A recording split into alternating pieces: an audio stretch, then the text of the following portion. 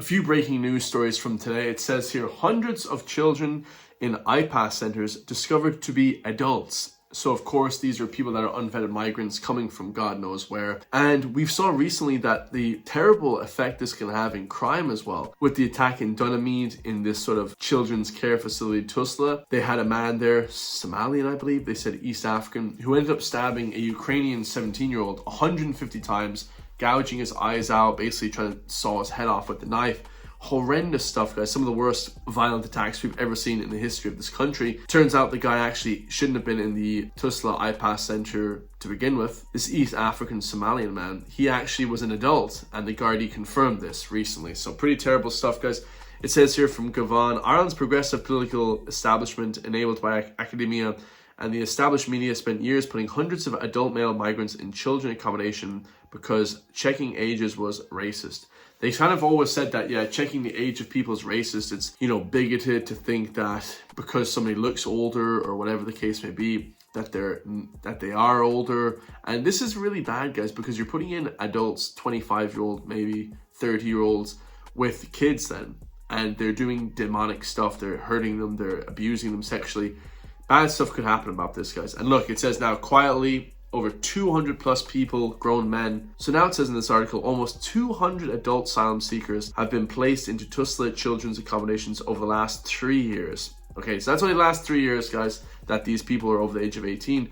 Who's to say that there could be countless more people over the last 10 to 20 years? They really need to crack down on this stuff before it's too late, guys, and before more of those murders take place that happened to that young 17-year-old Ukrainian kid that was only here for about 4 days. So ironically, it's more dangerous here in Ireland than it is in an active war zone. Crazy stuff. The next news story we have here is Shane Coleman, who is the most woke presenter in Ireland, is opposed to changing Ireland's British street names. Of course, recently this guy said that you couldn't have a discussion about trans people without having a trans person in the room, which is very odd, guys, because then we couldn't have conversations about anything, okay? We can't talk about cars because we need a mechanic present. We can't talk about health and fitness because we need a doctor present. You know, where does this insanity end? And here, these people are traitors, guys. I absolutely do think that we should change the British street names because we were absolutely occupied by these people. Why we wouldn't change them back to being places that now signify more of an Irish identity? It would be great to see these British street names being renamed to Irish names. Absolutely 100%, it would be great to see that. Because of this Herzog Park renaming controversy, they don't want to. And this is what the left does, guys. They want to rename Herzog Park, but they don't want to rename the actual British names.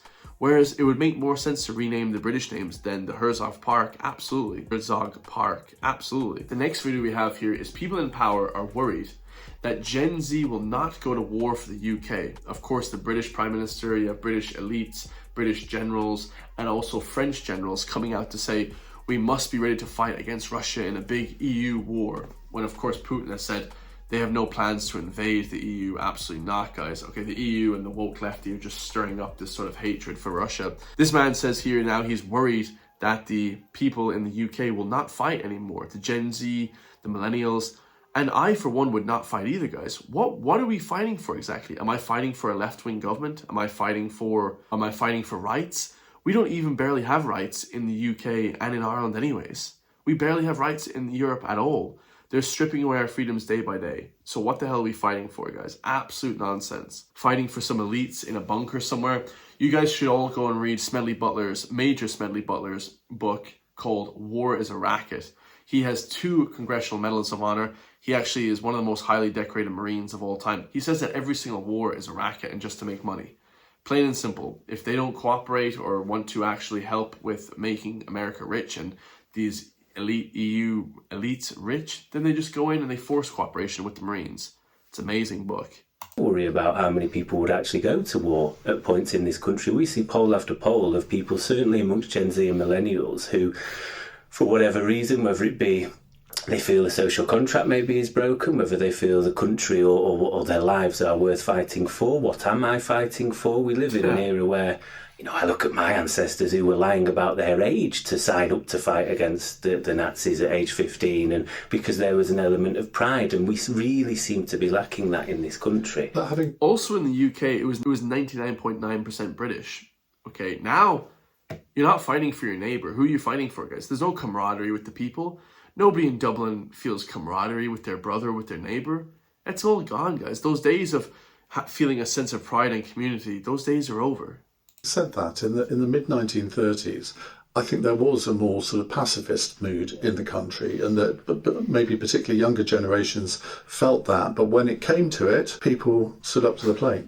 I would hope that maybe is the case. And I love the way it's always old people saying, step up to the plate, guys, step up. Well, why don't you step up to the plate? I would be more likely to fight in a war at 60, 70 than I would be at 20, because at least at 60 years old, I've experienced my life. At 50, your life has been experienced. At 20 years old, guys, you're still a young man. You want to experience life a little bit more. I would hope that maybe is the case then, because it's something I worry about a lot, and I question many of my friends what they would do, whether it would be a case of fleeing and leaving it all behind, or standing. Well, you're in the age group.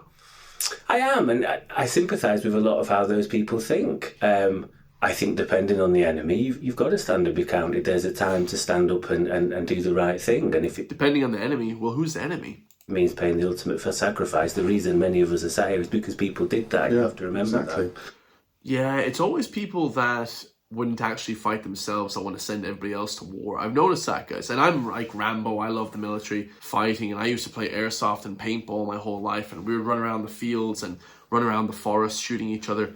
But why would you want to fight and die for some bullshit, guys? You know, if you're fighting and dying for an actual proper reason, but wars nowadays are not fought for that. Any war after World War II is not fought for that. It's fought for money. The Fruit Corporation, the massive corporations, this industrial cog that you are part of, guys. You're just a meat vessel for the meat machine, which grinds people up and kills them and injures them and maims them. The last news story we have here is cancer-causing forever chemicals found in Band-Aid, which they can get directly into blood through open wounds, a report warns. So 65% of bandages have contained fluorine, a necessary component of PFAs. And PFAs are forever chemicals in cookware, firefighter foam, and carpenting. And these cause cancer. They raise risk of thyroid cancer by 56%. They raise risk of cancer massively. And now they're in your Band-Aid. They're getting directly into your bloodstream, guys.